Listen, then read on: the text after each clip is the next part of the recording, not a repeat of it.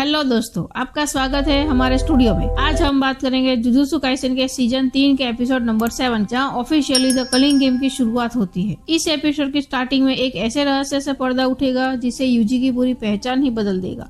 Episode की शुरुआत में हम देखते हैं सासाकी को, जो यूजी की स्कूल फ्रेंड है। केंजाकू उसके सपने में आता है और उसे बताता है कि वो एक जुजुत्सु जादूगर है। मैंने तुम्हारे इलाके में एक बैरियर बनाया है जहाँ पे लोग एक दूसरे का कत्ल कर सकते हैं। सासाकी पूछती है, क्या तुम ये कत्ल का काम किसी और जगह नहीं कर सकते? इसके जवाब में केंजाकू हंसने लगता है और बोलता है, यहाँ पास में एग्जीक्यूशन ग्राउंड है जो इस बैरियर का सेंटर है और ये पूरा बैरियर 5 से 6 किलोमीटर में फैला हुआ है। ये सब बनाने के लिए मैंने बहुत पापड़ बेले हैं, लेकिन किसी को यहाँ पे रुकने के लिए मजबूर नहीं कर सकता।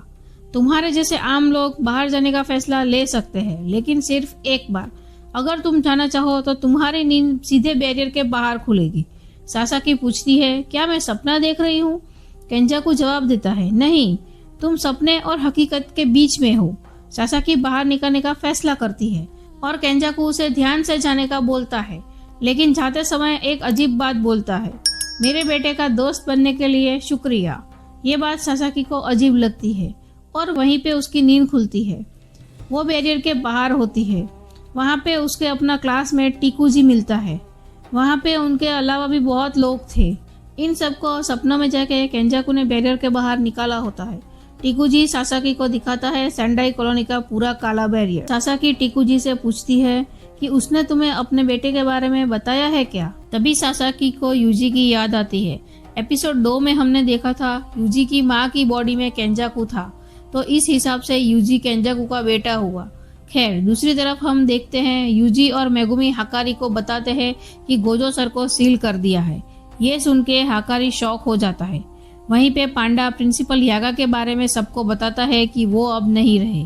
ये सुनकर यूजी और मेगुमी भी शॉक हो जाते हैं। पांडा यूजी को बताता है कि वो शिबुया में नहीं मरे, वो हायर अप्स के साथ लड़ते हुए मारे गए।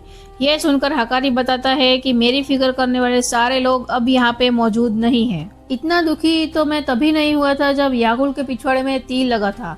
हाकारी अब कलिंग गेम को रोकने के लिए हाँ बोल देता है। मैं तुम सभी पे कोई एहसान नहीं कर रहा, मुझे इसके बदले कुछ चाहिए। पांडा समझ जाता है तुम जुजुत्सु के कायदों में कुछ बदलाव करना चाहते हो, क्योंकि श्रापित शक्तियाँ आम लोगों के सामने आ गई है। जुजुत्सु के नियम में कुछ बदलाव होना चाहिए जिससे तुम तुम्हारा फाइट क्लब आराम से चला सको। मेगुमी बोलता है, मैं तुम्हारा काम करवा दूंगा क्योंकि मैं जेनिन फैमिली का हेड हूँ। ये सुनकर हाकारी और भी शॉक हो जाता है। ये खबर तो गोजो और यागा सर की खबर से भी ज्यादा शॉकिंग है।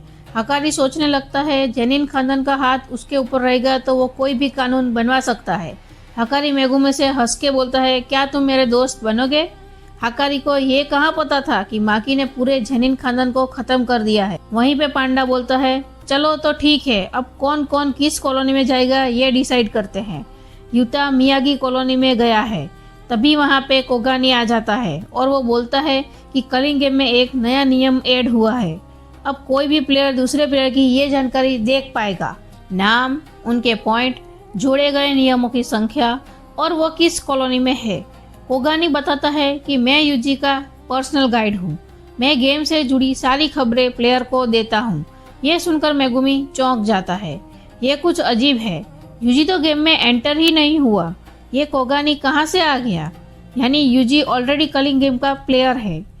और मेगुमी समझ जाता है कि इसके पीछे सुकुना का हाथ है।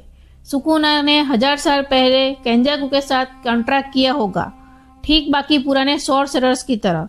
केंजाकू उसे वापस जिंदा करता है तो वो कलिंग गेम का हिस्सा लेगा। मेगुमी, मुझे फिर भी समझ नहीं आ रहा, सुकुना की उंगलियां तो तुमने अपनी मर्जी से खाई थी, जिससे सुकुना तुम्हारे अंदर जिंदा हुआ था। फिर ये केंजाकू का कोई प्लान था? छोड़ो ये सब बातें। मेगुमी यूजी से पूछता है, तुम कोगानी से किसी प्लेयर की जानकारी जान कर देखो। यूजी और मेगुमी सारे प्लेयर की लिस्ट देखने लगते हैं, जिसमें उसे कासिमो का नाम दिखाई देता है, जिसने ऑलरेडी 200 पॉइंट कमा लिए हैं। यानी कासिमो ने कम से कम 40 लोगों को खत्म कर दिया होगा। मेगुमी सोचने लगता है कि हम कासिमो को मना ले एक नया नियम ऐड करने के लिए, तो हमें किसी को भी मारना नहीं पड़ेगा। मेगुमी कोगाने से पूछता है, ऐसे कलिंग गेम में कितने प्लेयर हैं जिनके 100 पॉइंट पूरे हो गए हैं? कासिमो के अलावा अभी तो एक ही प्लेयर था, हिगोरिमा। मेगुमी का प्लान था कि इन लोगों से नए ऐसे नियम ऐड करवाना जिससे सुमुकी जैसे मासूम लोग ये कलिंग गेम छोड़कर जा सके। हाँ, लेकिन पहले ये 8वें नियम का कुछ करना पड़ेगा, जो था कि अगर किसी प्लेयर के पॉइंट 19 दिन तक नहीं बदलते तो वो अपनी कर्स एनर्जी खो देगा, यानी वो मर जाएगा। तो पहले ये नियम जोड़ेंगे कि प्लेयर एक दूसरे को पॉइंट दे सकते हैं, जिससे उन्हें किसी को मारना नहीं पड़ेगा। और दूसरा नियम हम ये जोड़ेंगे कि प्लेयर पॉइंट का यूज करके गेम से बाहर जा सकता है। तो हाकारी मेगुमी से बोलता है कि इससे पूरा गेम ही बदल जाएगा, और इस तरह के रूल को गेम मास्टर मानेगा ही नहीं। मेगुमी बताता है कि इसमें हमें एक कंडीशन रखेंगे, प्लेयर अगर बाहर निकलेगा तो उसकी जगह किसी आम इंसान को गेम में ले आएंगे। यूजी बोलता है चलो सब कुछ डिसाइड हो गया है। मेगुमी अब पूरा प्लान बताता है कि हमें पहले एंजल को ढूंढना है जो गोजो को प्रिजन रियन से आज़ाद करवा सकती है। साथ ही हमें कासिमो और हिगुरिमा को पकड़ना है, जिससे हम नए नियम ऐड करवा सकते हैं। यूजी को प्लेयर की लिस्ट में एंजल का नाम मिल ही नहीं रहा था।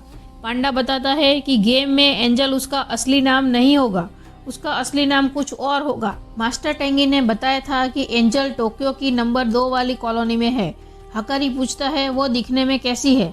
मेगुमी बोलता है तुम उसे देखोगे तो समझ जाओगे कि वो एंजल है।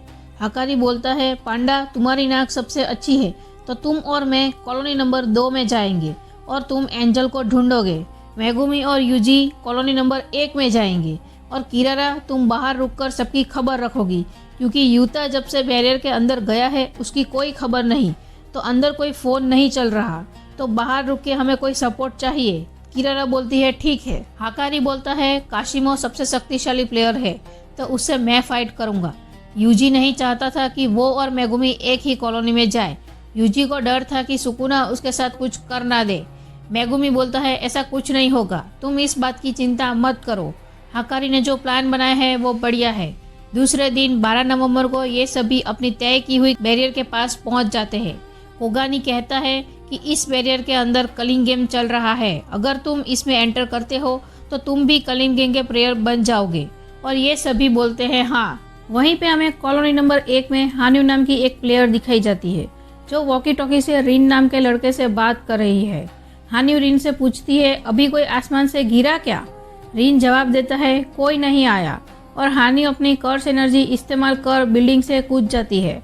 उसके बाल किसी जेट प्लेन में बदल जाते हैं और वो उड़ने लगती है। वहाँ कॉलोनी के बाहर यूजी और मेगुमी बात कर रहे थे कि मेगुमी हमें पुराने सॉर्सरर्स के बच के रहना चाहिए, उनके लिए किसी को भी मारना कोई बड़ी बात नहीं है। 1000 साल पहले उन्हें एक दूसरे को मारना बहुत पसंद था, इसीलिए उन सभी ने केंजाकू के साथ कॉन्ट्रैक्ट किया होगा और कलिंग गेम के प्लेयर बने होंगे।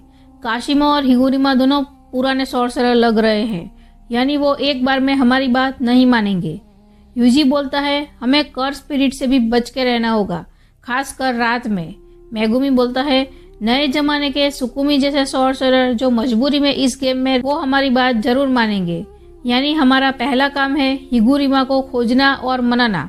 मेगुमी और यूजी दोनों एक साथ बैरियर में एंटर करते हैं। एंटर होते ही दोनों अलग अलग होकर आसमान से गिरने लगते हैं। अगर कोई नया प्लेयर बैरियर में एंटर होता है तो वो आसमान से गिरते हुए आता है। बैरियर में 9 फिक्स लोकेशन है, प्लेयर उनमें से किसी भी जगह पे गिर सकता है, और वो 9 लोकेशन पे पहले से ही कुछ प्लेयर्स अपना ग्रुप बना के नए प्लेयर के आने का इंतजार कर रहे थे ताकि उन प्लेयर को मार सके। रिन आसमान से यूजी को गिरते हुए देखता है, देखते ही हान्यू को सिग्नल दे देता है। गिरते हुए यूजी को हान्यू हवा में ही जोर से टक्कर मार देती है और दोनों एक बिल्डिंग में जाके टकराते हैं। हान्यू सोच में पड़ जाती है, मेरी कर्स टेक्निक से किसी की भी चटनी बन जाती है, लेकिन यूजी को कुछ नहीं हुआ। वो समझ जाती है यूजी बहुत ताकतवर है, और हान्यू अपने पार्टनर को भी बुला लेती है। जब तक उसका पार्टनर आता है तब तक यूजी हान्यू को पत्थर मारता है। हान्यू आसमान से नीचे गिरती है, तभी उसका पार्टनर हाबा भी वहाँ पे आ जाता है, जिसके पास हेलीकॉप्टर वाली कर्स टेक्निक थी। उसके बाल हेलीकॉप्टर के पंख की तरह बन जाते हैं, और हाबा यूजी पे गुस्सा होता है क्योंकि उसने हान्यू को गिरा दिया था। वहीं पे यूजी सोचता है इनसे हिगुरिमा के बारे में पूछता हूँ, और ये सब रिन दूर से देख रहा था। रिन यूजी को पहचान लेता है, और दूसरी तरफ मेगुमी एक लड़की को हरा देता है जिसने मेगुमी पे पहले अटैक किया था।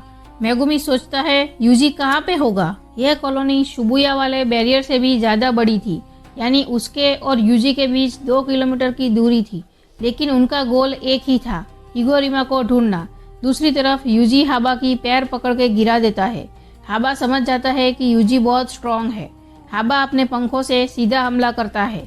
यूजी समझ जाता है कि ये सिर्फ अपने पंखों से ही हमला कर सकता है, इसलिए यूजी एक बिल्डिंग में चला जाता है।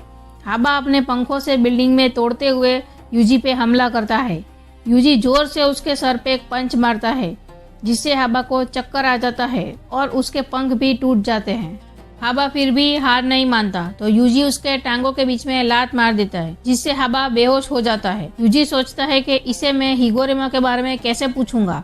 तभी रीन पीछे से आके बोलता है, मुझे पता है कि हिगोरिमा कहाँ है।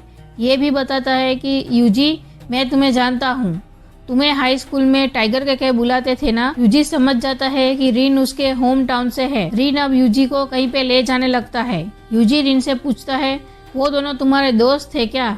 रीन बताता है कि मजबूरी में उनके साथ काम कर रहा था, वरना वो मुझे भी मार देते। रीन बताता है कि हिगोरिमा इकेबिरकू नाम की जगह पे है। वहीं दूसरी तरफ वो लड़की रेमी भी बोलती है, मुझे पता है कि हिगोरिमा कहाँ पे है।